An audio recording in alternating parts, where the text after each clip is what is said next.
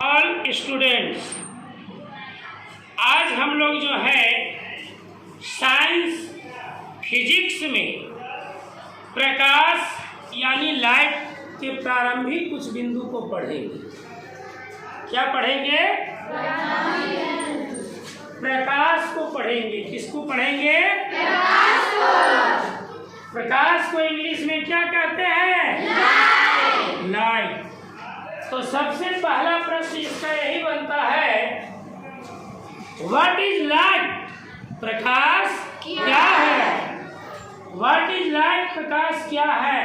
तो तुम लोग में से कोई बच्चे बता सकते हो कि प्रकाश क्या है? बताओ। प्रकाश विकिरण ऊर्जा का रूप है जो हमें वस्तु को देखने में सहायता करती है। बिल्कुल, ताली बजा दो। एक बार और रिपीट कर दो और साफ साफ सुनाई पड़ना चाहिए।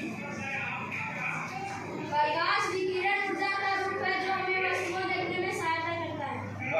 बहुत बढ़िया, ताली बजा दो। प्रकाश जो है एक ऐसा कारक है, एक ऐसा तथ्य है जिसके कारण हम किसी वस्तु को देख पाते हैं। उदाहरण के लिए हम लोग रात में या अंधेरे में जब जाते हैं तो किसी भी वस्तु को हम लोग देखते हैं तो वो काला ही काला दिखाई पड़ता है। क्या सफेद दिखाई पड़ता है? नहीं। इसलिए बहुत बढ़िया परिभाषा बताया गया कि प्रकाश वह भौतिक कारक है, प्रकाश ऐसा किरण है जो किसी वस्तु को दृश्यमान बनाता है, देखने योग्य बनाता है। बिना प्रकाश के हम लोग देख नहीं सकते हैं। भले हम लोगों के पास आँख है, नेत्र है, लेकिन यह तभी काम करता है जब लाइट रहता है। लाइट नहीं है तो काम करता नहीं। इसलिए बहुत अच्छा है कि प्रकाश जो है, चाहे वो सूर्य से आने वाली प्रकाश हो, है ना, वो टॉर्च से आने वाली प्रकाश हो, लैंप, लालटेन, किसी भी चीज से आने वाली प्रकाश हो, विद्युत बल्ब से आने वाली प्रकाश हो, है ना, ये प्रकाश जो है जब रहता है तो हम किसी वस्तु को क्या करते हैं? देख पाते हैं। आगे ये है कि प्रकाश पड़ने से कुछ वस्तुओं में क्या होता है सो देखो। जब प्रकाश किसी वस्तु पर पड़ता है, अगर वो वस्तु में आर पार चला गया तो उसका छाया नहीं बनता है, और अगर आर पार नहीं गया तो उसका छाया बनता है। तो प्रकाश जब किसी वस्तु के आर पार चला जाए, है ना, जैसे उदाहरण के लिए शीशा में आर पार चला जाता है। उदाहरण के लिए जल, पानी जिसको बोलते हैं वाटर, इसमें भी आर पार चला जाता है, नहीं? तो ऐसे वस्तुओं को पारदर्शी बोला जाता है। लेकिन दीवार है, पेड़ पौधे हैं, हम लोग खड़े हो जाते हैं, प्रकाश आर पार नहीं जाता है तो हम लोगों का छाया बन जाता है। ऐसे वस्तुओं को अपारदर्शी वस्तु बोलते हैं। क्लियर? आगे इसी में से अगला एक बिंदु है प्रदीप्त तथा अप्रदीप्त वस्तुएं। प्रदीप्त और अप्रदीप्त वस्तुएं क्या है? बड़ा आसान है। ऐसी वस्तुएं या ऐसी चीजें, ऐसा पिंड जो स्वतः प्रकाश को जो है वो उत्सर्जित करता है ना, स्वतः। जैसे देखो यहाँ बल्ब जल रहा है ना, तो बल्ब जल रहा है तो ये विद्युत आया और जल गया, इसको ये जो है वो प्रदीप्त हो गया क्योंकि जल गया, और इस लाइट से जो है हम लोगों को दिखाई पड़ रहा है। सूर्य, तारे, बल्ब, आग, लैंप, लालटेन, जो भी चीजें हैं, टॉर्च जिससे लाइट निकलता है, तो ये सभी क्या हो गए? प्रदीप्त वस्तुएं हो गए, प्रदीप्त पिंड हो गए। लेकिन अप्रदीप्त जो दूसरे के प्रकाश से चमकता या जलता है, जो दूसरे के प्रकाश से चमकता या जलता है, अप्रदीप्त वस्तुएं कहते हैं। उदाहरण के लिए चंद्रमा, तुम लोग भूगोल में पढ़ा होगा, ज्योग्राफी में, कि सूर्य के प्रकाश से चंद्रमा चमकता है, तारों के प्रकाश से ग्रह चमकता है। तो इसके पास अपना प्रकाश है क्या?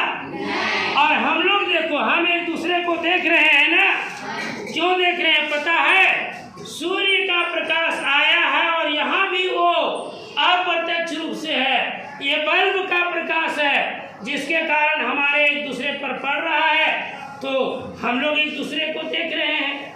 लेकिन हम लोग अपने आप जो है वो प्रकाश देते हैं क्या? इसलिए मानव भी जो है वो क्या है?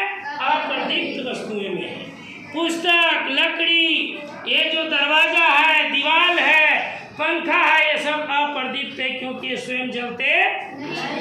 अगला बिंदु हम लोग जानेंगे जो सबसे इम्पोर्टेंट है लाइट का, आगे जिसको हम लोग को जानना आवश्यक है, वो है प्रकाश का परावर्तन, रिफ्लेक्शन ऑफ लाइट। तो सबसे पहले हम लोग जानेंगे कि प्रकाश के परावर्तन में जो प्रकाश है, परावर्तन है, वो क्या है ना?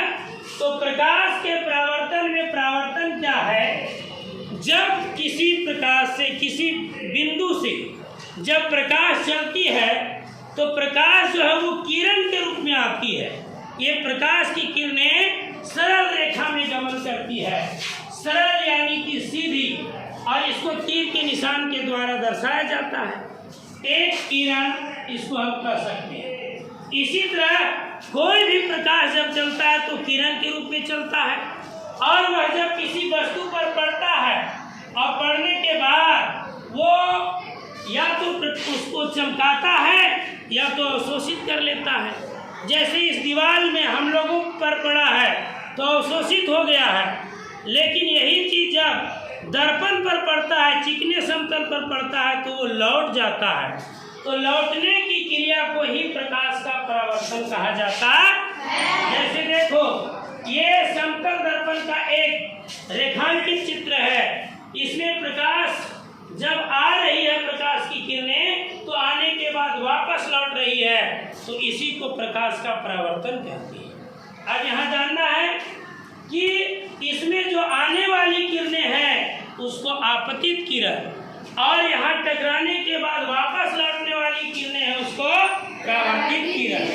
अब ध्यान ये देना है कि आपतित किरण और परावर्तित किरण के बीच में जब अभिलंब डाल दिया जाता है, लंब, तो एक बहुत बढ़िया इसका नियम बनता है। ये क्या नियम है भाई?